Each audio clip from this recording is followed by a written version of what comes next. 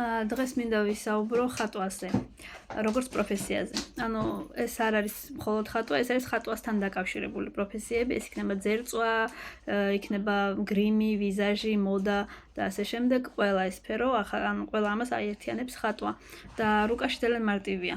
დაენახვა ნიჭის ხატვასთან დაკავშირებული ნიჭი, რომ ადამიანს შეუძლია სილამაზის აღქმა და შესაბამისად გადმოტანა ამ სილამაზის, ან თვითონ შექმნა სილამაზის, ეს არის ვენერას ასპექტი სატურნთან და ურანთან. ნებისმიერი ფორმით ეს იქნება ასპექტი, თუ იქნება უბრალოდ ვენერას დგომა თხის რქაში, მერწყულში, ან თუნდაც სატურნის დგომა, ან ურანის სასწორში, კუროში. ყველაფერი ეს ანახებს, რომ ამ ადამიანს აქვს ეს ნიჭი ხატვის, ესე ვთქვათ. ცალკე არის რეალიზაცია, იმიტომ რომ ჩვენ საკუთარ თავს, ესე ვთქვათ, არ ვუსმენთ თავიდანვე და არ ვიცით რა ნიჭი გვაქვს. უნდა სცადო, რომ გამოგივიდეს და რომ რეალურად მიხვდე, რომ შენ გაქვს ნიჭი ამ მიმართულებით. ან უნდა ნახო ნატალური რუკა და იქ უკვე კონკრეტულად ჩამოწერილია რა ნიჭი გაქვს.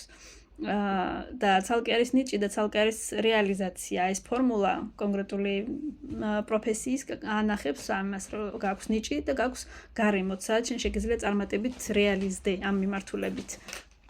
და თქვენ შეგიძლიათ ნახოთ კონკრეტული ცნობილი ადამიანების რუკა, მხატვრების, იქნება ეს ვან გოგი, იქნება პიკასო, დალი, ბევრი ისეთი მხატვარი არის ცნობილი, რომლის რუკაც ჩვეულებრივად დევს სხვა საიტებზე.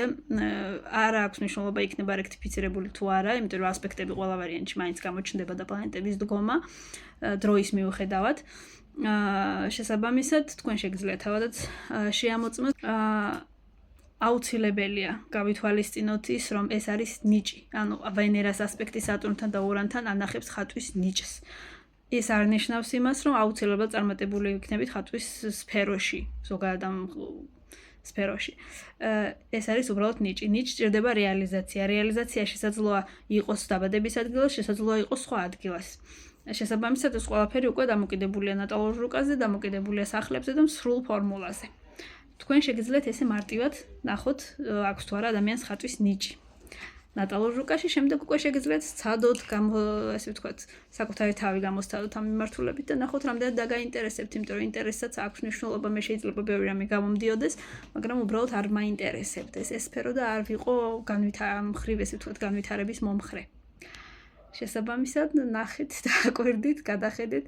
მით უმეტეს ძალიან მნიშვნელოვანია ამ ყველაფრის ცოდნა ბავშვების რუკაში, ბავშვების ცხოვრებაში.